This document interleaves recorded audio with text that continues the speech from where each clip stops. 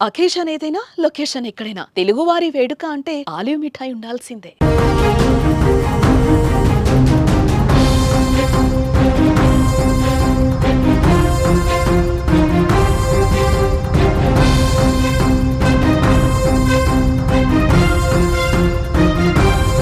Operation సింధూర్పై అడ్డగోలు ప్రచారాలు, పచ్చి అబద్ధాలు, అడ్డు అదుపులేని అవాస్తవాలు కట్ చేస్తే మాట మారింది. మనిషి దారికొచ్చాడు. భారత్పై మేమే గెలిచాం, ప్రతీకారం తీర్చుకున్నామంటూ ప్రగల్భాలు పలికిన పాకిస్తాన్ ప్రధాని అసలు నిజాన్ని ఒప్పుకున్నాడు. భారత్ తమకు నిద్ర పట్టనివ్వకుండా దాడులు చేసిందని అంగీకరించాడు షాబాజ్ షరీఫ్.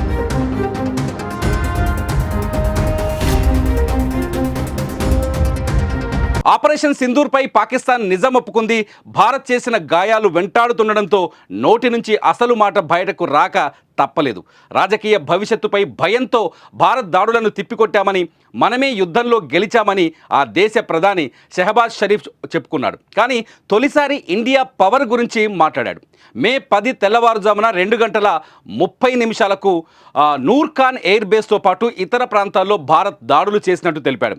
బ్యాలిస్టిక్ క్షిపణులతో భారత్ విరుచుకుపడిన విషయాన్ని తనకు ఆర్మీ చీఫ్ మునీర్ చెప్పినట్టు వెల్లడించాడు షాబాజ్ షరీఫ్. 9-10 की दरमियानी रात में तकरीबन 2:30 बजे सिपा सलार जनरल सईद आसिम मुनीर ने मुझे सिक्योर फोन पे मुझे बताया कि वज़ीर आज़म साहब, हिंदुस्तान ने अपने बैलिस्टिक मिसाइल अभी लॉन्च किए हैं, एक नूर खान एयरपोर्ट पे गिरा है और कुछ और दूसरे इलाकों में गिरे हैं.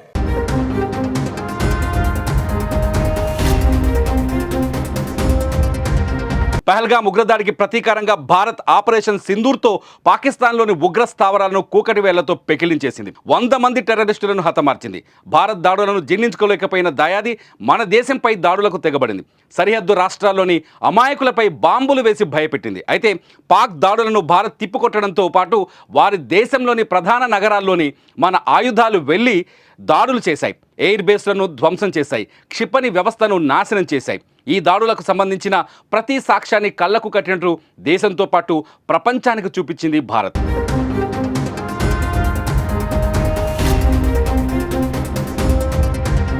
కానీ పాకిస్తాన్ తమ దేశంలో జరిగిన దాడులను ఒప్పుకోలేకపోయింది. పరువు పోతుందనే భయంతో దాచిపెట్టే ప్రయత్నం చేసింది. ముఖ్యంగా ఆ దేశ ప్రధాని అబద్ధాలు చెప్పాడు. ఆ దేశ ప్రజలను తప్పుదోవ పట్టించే ప్రయత్నం చేశాడు. భారత్ దాడులు అడ్డుకున్నామని, మనం మాత్రం ఆ దేశంలోని పఠాన్కోట్, ఉధంపూర్ సహా అనేక ఇతర ప్రదేశాలపై దాడి చేశామని చెప్పుకొచ్చాడు. కానీ భారత్ చేసిన దాడుల గురించి స్వయంగా మాట్లాడి ఒప్పుకోవడం ఇప్పుడు చర్చనీయాంశమైంది.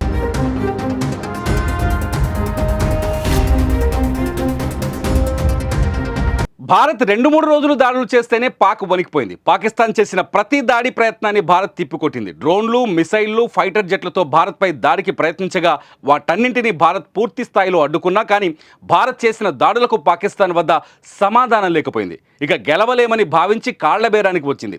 భారత్ను రెచ్చగొట్టేలా పాకిస్తాన్ దళాలు ఏదైనా చర్యలకు పాల్పడితే ప్రతిస్పందన ఎలా ఉంటుందో ఆ దేశానికి క్లియర్ కట్గా చెప్పింది భారత్. అలా ఆపరేషన్ సింధూర్తో భారత్ పాకిస్తాన్పై ఆధిపత్యాన్ని చెలాయించింది.